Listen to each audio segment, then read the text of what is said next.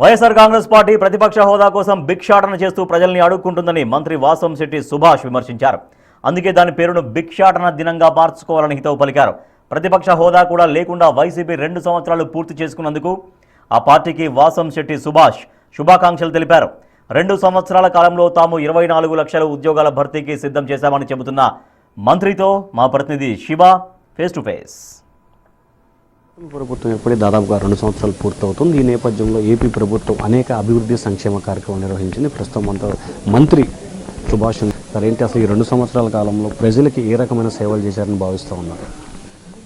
ఎనలేని సేవలు. 75 సంవత్సరాల వయసులో మళ్ళీ నన్ను 94 సీఎంని చూస్తానని చంద్రబాబు నాయుడు గారు చెప్పడం జరిగింది. 94 సీఎంని మించి ఈరోజు పనిచేస్తూ ఉన్నారు. 18 అవర్స్ నిరంతరం పనిచేస్తూ ఉన్నారు. అలాగే ఈ అగ్నికి గాలి తోడైనట్టు లోకేష్ గారు కూడా జెట్ వేగంతో మరి పనిచేస్తూ ఉన్నారు. పెట్టుబడులు భారీగా తీసుకుని వస్తూ ఉన్నారు. పవన్ కళ్యాణ్ గారి విషయానికి వస్తే ఆయన కూడా ఎక్కడ అవినీతి ఉన్నా ఎక్కడ తప్పు జరిగినా సరే ప్రత్యక్షం అవుతూ ఉన్నారు. ఆయన చేతనైనంత సాయం చేస్తూ ఉన్నారు.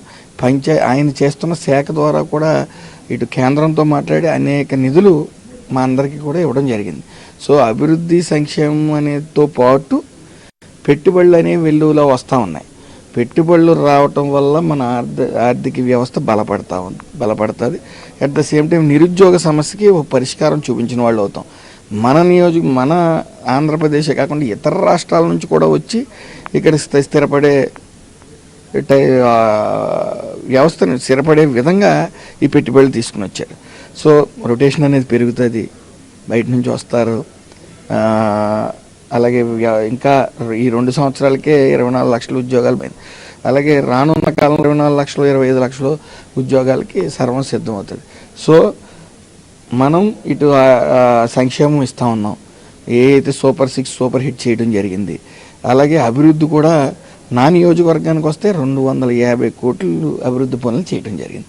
సో ఒక్కొక్కటిగా అన్ని హామీలు నెరవేర్చుకుంటూ వెళ్తూ ఉన్నాం. అందులో ఏ విధమైన సందేహం లేదు. ప్రజలందరూ సంతోషంగా ఉన్నారు. ఇంకా వాళ్ళు ఏడుస్తూ ఉంటారు. దానికి పెద్ద పట్టించుకోవాల్సిన పని లేదు. ఎందుకంటే వాళ్ళు బాధ్యతారహితంగా ప్రవర్తిస్తూ ఉన్నారు. కనీసం అసెంబ్లీకి వచ్చి వాళ్ళకి పడ్డ 40% ఓటింగ్ ఏదైతే ఉందో వాళ్ళకి జవాబుదారీగా ఉండాలి.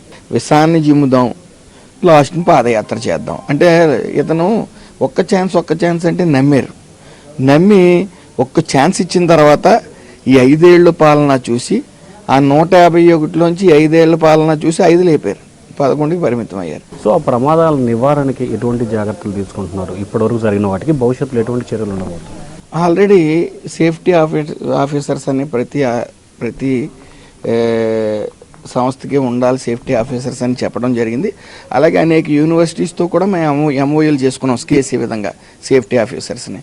సో సేఫ్టీ ఆడిటింగ్ టీమ్స్ ఉన్నాయి. వాళ్ళు కూడా మొన్న గత 5 ఏళ్ళు ప్రభుత్వంలా కాకుండా చాలా క్షుణ్ణంగా పరిశీలిస్తూ ఉన్నారు. తగ్గినాయి. 2023లో 64 మంది చనిపోయారు. 2024లో 59 మంది చనిపోయారు.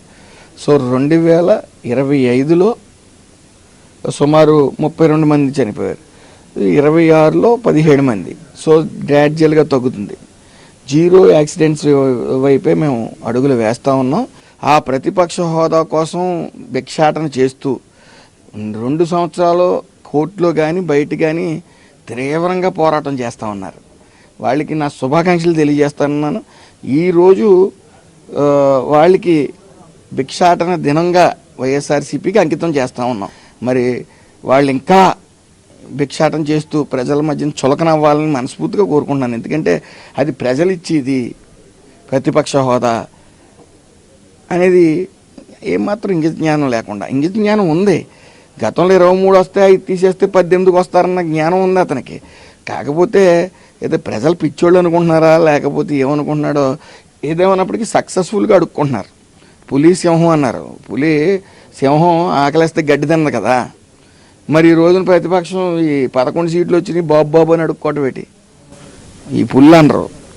భిక్షాటన దినంగా దానికి అధ్యక్షుడు జగన్మోహన్ రెడ్డికి వాళ్ళ టీం అందరికీ కూడా శుభాకాంక్షలు తెలియజేస్తాం.